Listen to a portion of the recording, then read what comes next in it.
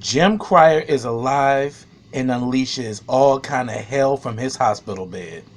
Let's talk about the haves and the have-nots.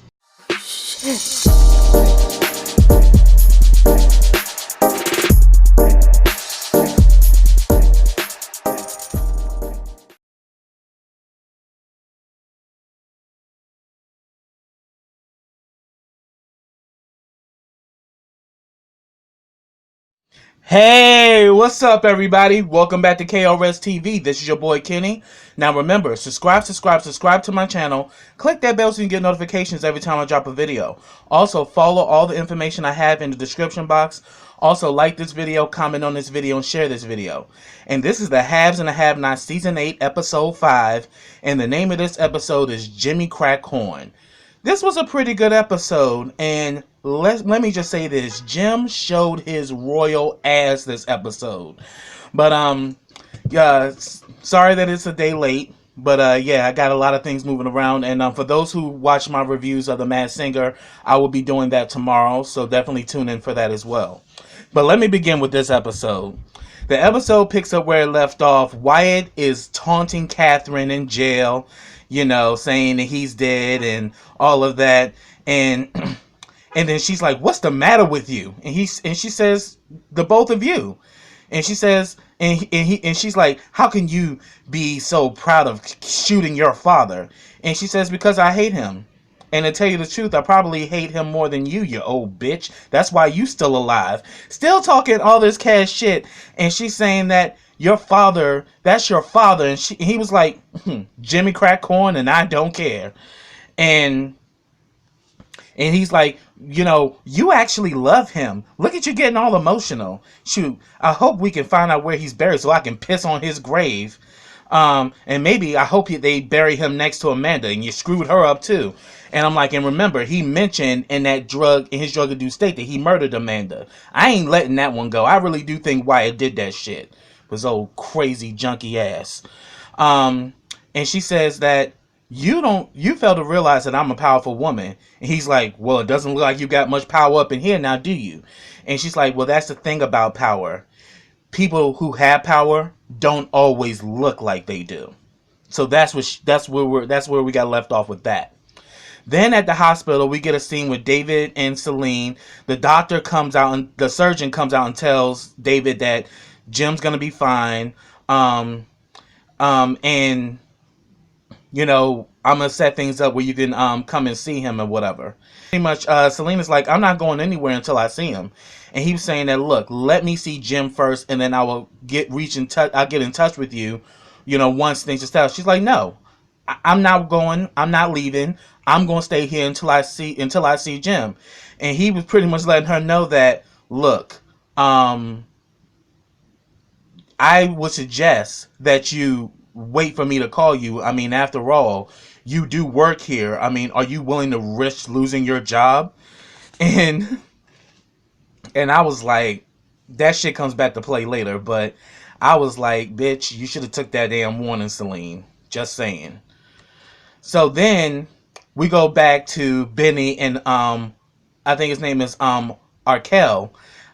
He's trying to offer Benny something to eat, and he's still saying, let me out. And he's like, I can't do that. And he's like, come on, man, my mother's probably worried. He's like, oh, mama's boy. I'm like, big one. And then he was like, won't you call her? And he's like, are you serious? He's like, yeah, call her to let her know that your sister needs to get that money back to Jim. And he's like, why the hell would I do that? Jim is dead. And he was like, wrong. He's like, what? I'm like, no, Jim's alive. He's like, but you know what? I'm going to go call your mother and we're going to sort this out. Then we see that Mitch and Candace come to see Hannah.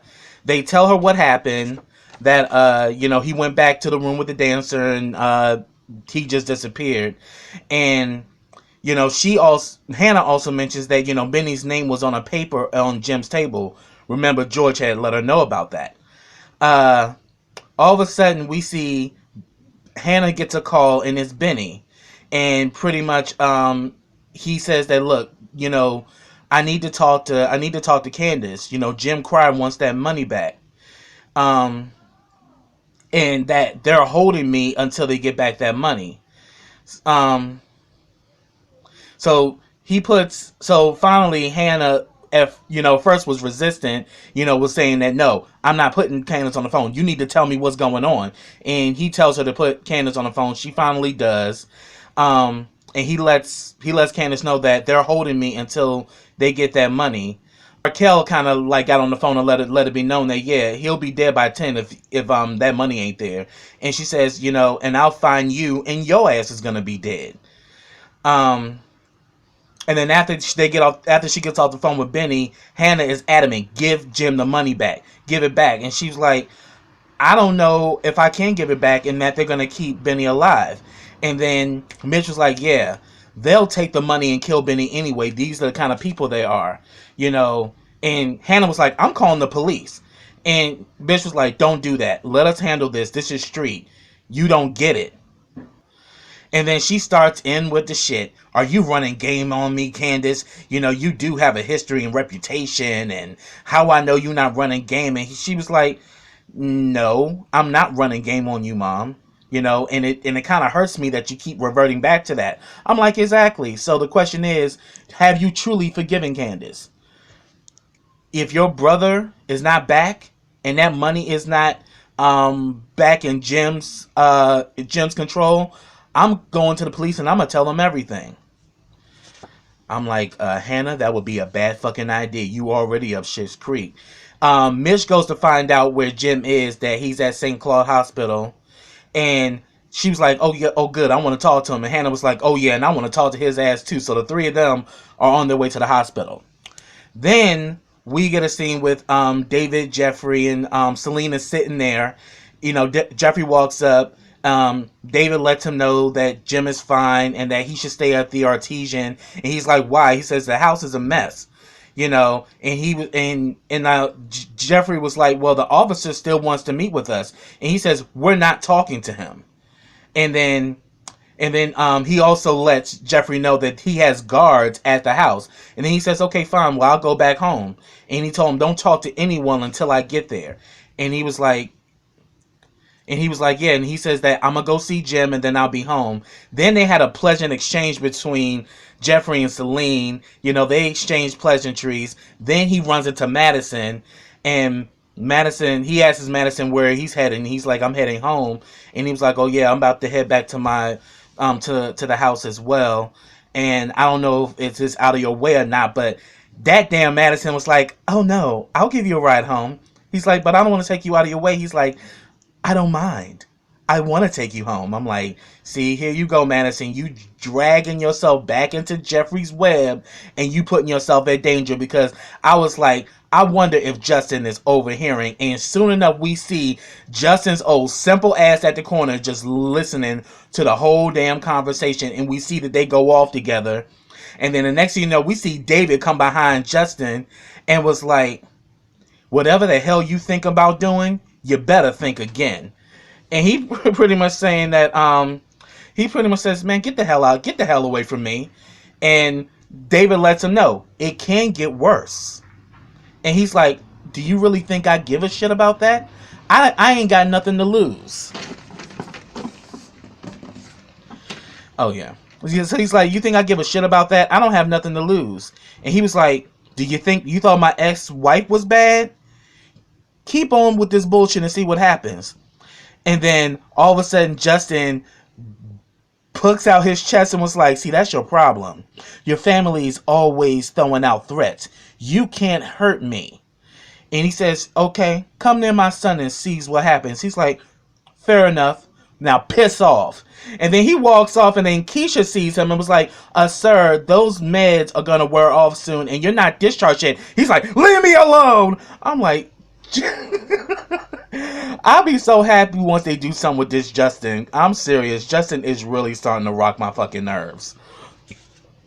Because he is doing entirely too much. You done already had your ass ravaged. You done had your ribs broken. And yet you still causing bullshit. Like, just a lost cause. Just completely lost. Then we go back to Detroit. Charles is running with his SS people. We see that Charles, runs into Oliver. Um, and then all of a sudden, they go back and forth. And, he mentions, Candace Young or whatever. And that immediately upsets Charles. And the reason is because he's in love with her. And we also see that Oliver got that new cut. So I'm like, yeah, Oliver is trying to become... I really do think Oliver has an agenda. And then like Oliver asks, okay, could I get you anything? He's like, yeah, get me Landon. Is he here? He's like, yeah, he's in the garage talking to the other staff members. So he sends Landon in or whatever. And pretty much he was saying, and Landon says that, look, I was just, alerting the staff that, that I'm going to be leaving and all of that. But then Charles asks him that, about Oliver. He's like, did you train that kid? And he was like, yeah. And he's like, well, obviously he didn't learn much. And he lets Landon know, I want you to stay on until we find a replacement. And then Landon knows Charles, and he was like, it seems like, so did you enjoy your run? Yeah, it seems like it's a nice day to clear your head. And then we see that this actually pleases Charles, because Landon knows Charles's MA, whereas Oliver does not. But then again, Oliver wants to get close to Charles. The question is why? And then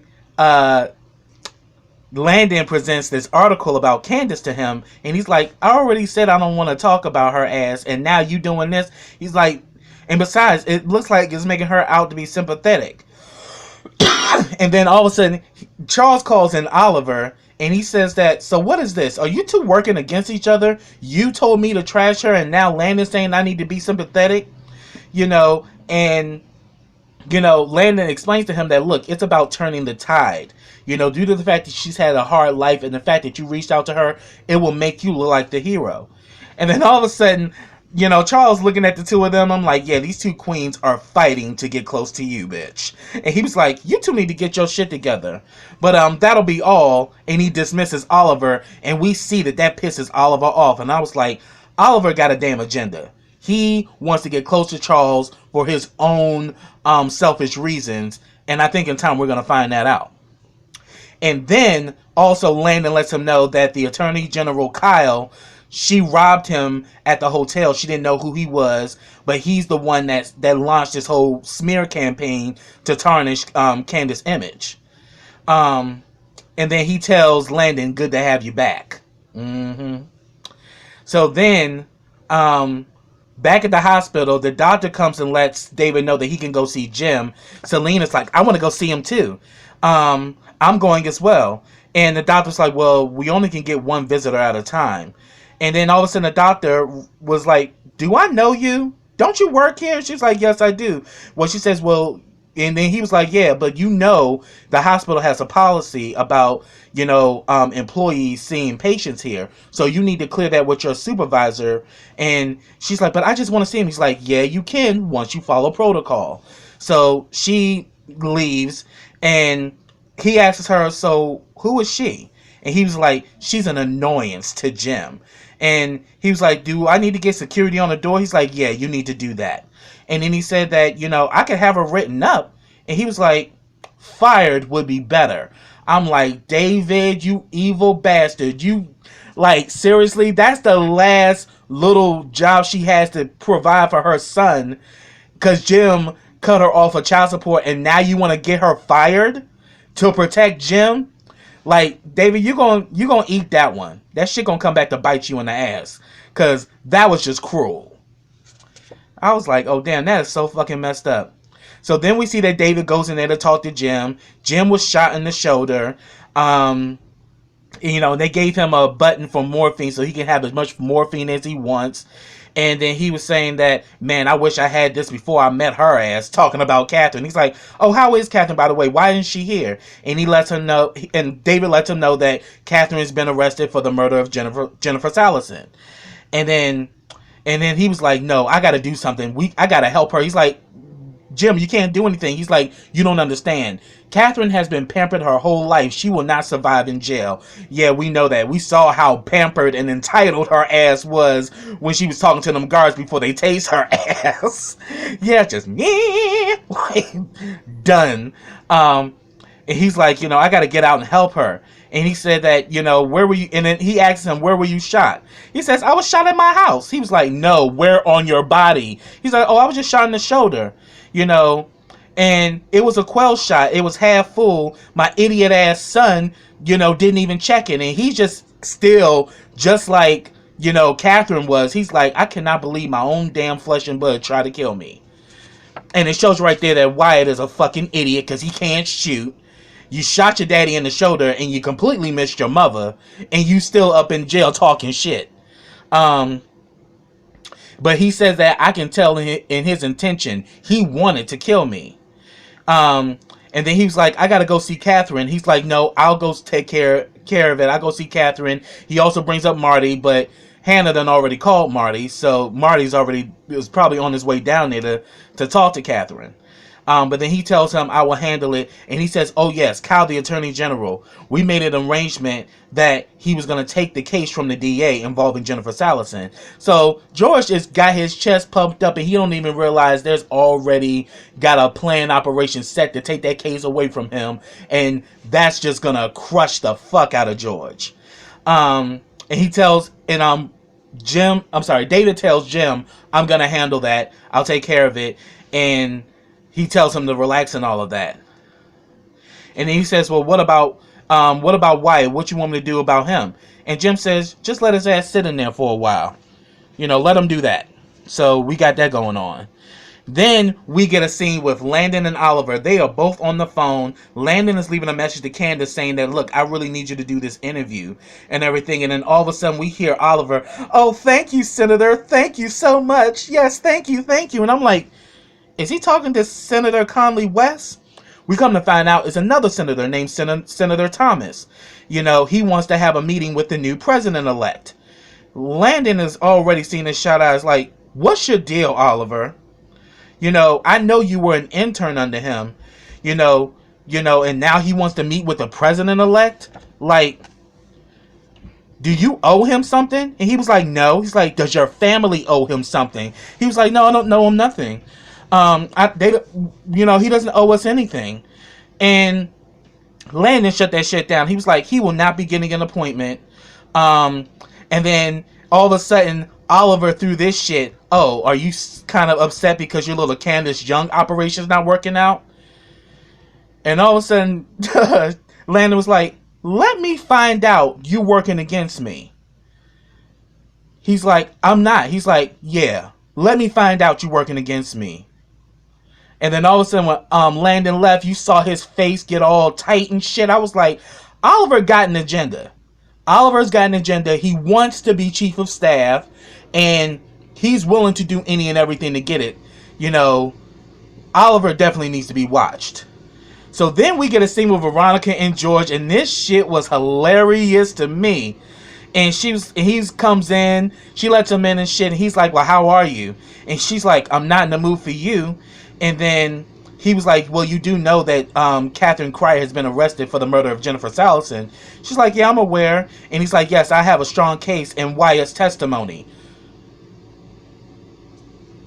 So you're going to put a junkie on stand when yet he just tried to shoot his parents. Like, George is not really looking at this from realistic eyes. He just wants to get a conviction of Jennifer Salison, and he ain't even really questioning is the actual stability of the person you want to testify is intact. And we all know that Wyatt is a junkie motherfucker, and he's senile. He's crazy. So what makes you think he's going to be a credible witness to put on the stand?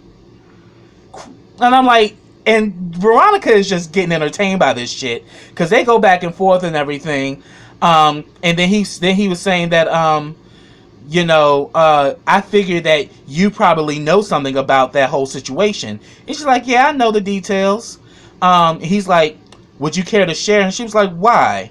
And then he tries to throw in something like, well, your son had told the police that you sent thugs there to shoot up his father's house. And then she was like, oh, that girl lies. And she's like, girl? She was like, yes, my son wants to be a girl. My son wants to be a daughter. I'm like, see, here you go with that homophobic bullshit. Like, Veronica was doing the most. Then he says that, if you help me with Catherine Cryer, I will help you with that situation and nothing will happen. And she's like, are you really doing this, George? Are you really doing this, Rudolph, playing reindeer games? Like, I ain't got time for your damn legal reindeer games, bruh. First of all, you're not good at this. Jennifer Sallison was so much better. And then he was like, oh, do you know she had an affair with David? I mean, it's a rumor and all, but... And she's like, yeah, and that's what this town is, full of rumors, And then she says that, but he's like, well, will you help me? And then she was like, does black crack? Yeah, it doesn't. So no, I won't be helping you. And then all of a sudden he's like, you know what? Your arrogance is going to catch up to you. And she's like, yes, and I'll be looking fabulous when it does, honey. And I'm sorry, but you need to go because your presence is making me want some shrimp fried rice. I'm like, you fucking bigoted. I was like, she was so fucking cruel with it. And he was like, you racist ass. Let me correct you, Charles. Black people can't be racist. We can be bigots and we can be prejudiced. Racism is a form of science and economics. Bitch, no. She's not racist, but she is a bigot like shit, and she's homophobic, and she's prejudiced. That we can say about the Ice Queen. And then he was like, and then she was like, well, hey, I'm just trying to level the playing field. And he's like, well, how would you feel if I said you want some watermelon and fried chicken? And she's like, oh, I love it. He's like, yeah, but I wouldn't say that because I'm not that kind of person. She's like, yeah, you're a decent person. You're just a horrible DA. Now get your ass out of here. And she says, and besides, you need to try some watermelon and fried chicken. And some waffles too. Yeah, I like that shit. Just not in my house. I'm like, bitch, if you don't take your ghetto ass on somewhere. Oh, Veronica was doing the most. Then we get a scene with Charles and Conley West.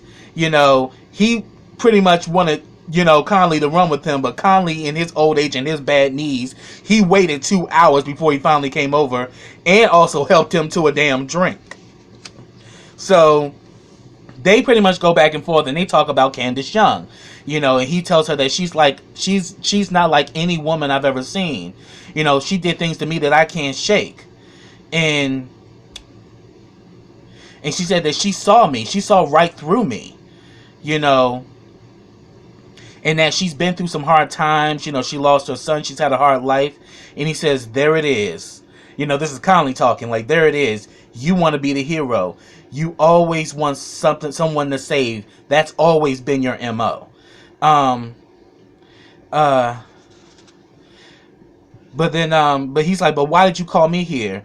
And he was like, I wanted your opinion. And he was like, you really don't want my opinion because you already done had your mind made up. But if you really want my opinion, I'll tell you, leave her where she is. And I'm thinking, okay, Conley got a damn agenda as well.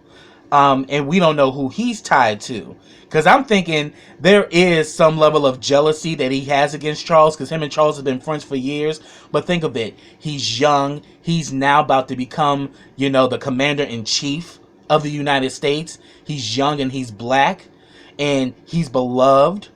Yeah. Something about Connolly, because Connolly has worked for 6 administrations. And I think in a way he wants to be Charles. That's just my assertion. I could be completely wrong, but that's what I'm getting.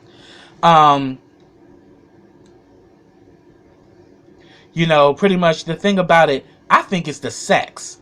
Because you're good, you're conservative, and she obviously was a freak. Did she try new positions? And I'm like, oh, Connolly, you trifling as hell. He said that's not the only thing, though. He said, yeah, she was great. But he says, but then, and then all of a sudden Conley was like, well, of course it's different. I mean, she's probably just a better con than you are. She was professional and she was about money. Think about it. Sex, danger, better con. But then he finally admits that he's in love with Candace. And then he again tells him, you need to leave her where she is. And I'm like, and he's like, love you, my friend. And then he leaves. And I'm like, yeah, Conley definitely got a damn agenda against Charles. And I think in due time, it's going to reveal itself. Then we see that finally Hannah, Candace, and Mitch arrive at the hospital. She tries to go in, but the guard that's at Jim's door wouldn't let Hannah in. So Candace tells Mitch to handle it. He goes rub shoulders with the guard and lets him know about his grandmother, Rose Malone, and that he's her grandson. So these two ladies are gonna go in there and talk to Jim, and you gonna look the other way. And that's exactly what happened. So soon as Candace and Hannah get in the room, she slaps the shit out of Jim. Candace does. And he's like, what the hell? And she's like, where the hell is my brother? And he's like, where the hell is my money? I needed a little bit of insurance. I'm like, Jim is being evil to the core, and he in the damn hospital bed, and he is just being ruthless as shit. And he's pretty much, and the Hannah's asking, where is my son? And he's like, get the hell out of my room. And she's like, look, where's my son, man? He's like, where's my money, girl?